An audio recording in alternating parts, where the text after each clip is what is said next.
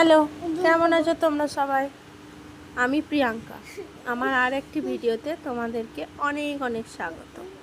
সকালবেলা প্রচুর পরিমাণে রোদ বেরিয়েছে, আর আমি চলে গেছিলাম দোতলায় একটু এক্সারসাইজ সেরে চলে এলাম মেথি জল খেতে।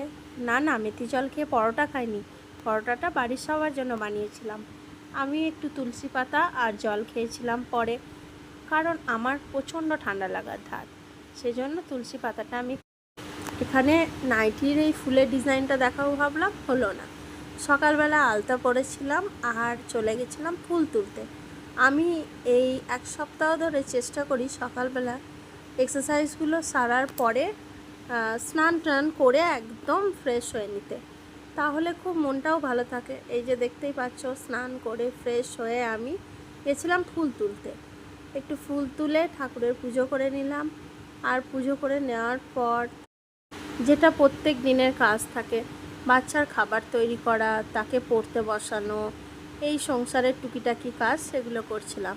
আর তার জন্য তো শরীরে এনার্জি দরকার, তো খেয়ে নিলাম একটু ছোলা।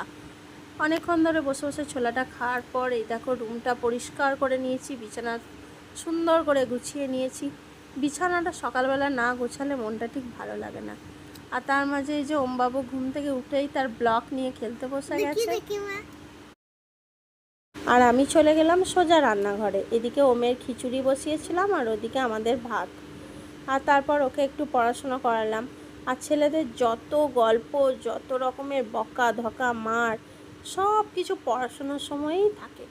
যত কিছু, ওদের যত প্রশ্ন আছে মনের মধ্যে, শুধু পড়ার টাইমে উজাড় করে দিতে মন হয়।